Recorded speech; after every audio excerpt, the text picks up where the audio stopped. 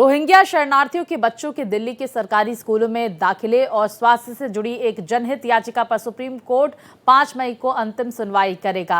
आपको बता दें कि पिछली सुनवाई में अदालत ने कहा था कि सभी बच्चों को बिना भेदभाव के शिक्षा मिलनी चाहिए। कोर्ट ने ये टिप्पणी रोहिंग्या शरणार्थियों के बच्चों को सरकारी स्कूलों में शिक्षा और अस्पतालों में समुचित इलाज मुहैया कराने के लिए दायर याचिका पर की थी। हालांकि इस बाबत केंद्र सरकार ने कोर्ट में हलफनामा दाखिल कर कहा था कि विदेशी नागरिकों को पूरी तरह से नहीं अपनाया जा सकता। ये रिपोर्ट देखिए। राजधानी दिल्ली में रोहिंग्या शरणार्थियों के निर्वासन और उनके जीवन यापन की स्थितियों से संबंधित दायर जनहित याचिका पर सुप्रीम कोर्ट अब सुनवाई करेगा। पिछली सुनवाई में अदालत ने कहा था कि सभी बच्चों को बिना भेदभाव की शिक्षा मिलनी चाहिए।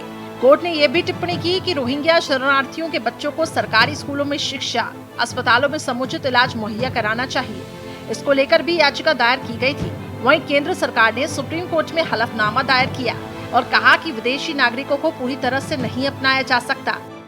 रोहिंग्या शरणार्थियों के बच्चों का दिल्ली के सरकारी स्कूलों में दाखिला और स्वास्थ्य से संबंधित दाखिल जनहित याचिका पर सुप्रीम कोर्ट 5 मई को अंतिम सुनवाई करेगा।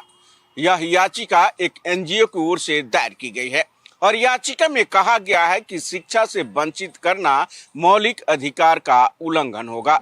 इससे पहले दिल्ली हाईकोर्ट ने याचिका को खारिज करते हुए कहा था कि ये मामला देश की सुरक्षा, नागरिकता के प्रश्नों से जुड़ा हुआ है।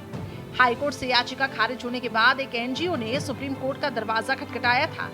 29 जनवरी 2025 को इस मामले में सुनवाई करते हुए एनजीओ ने उन बच्चों की जानकारी मांगी थी जिन्हें दाखिला देने से इनकार किया गया।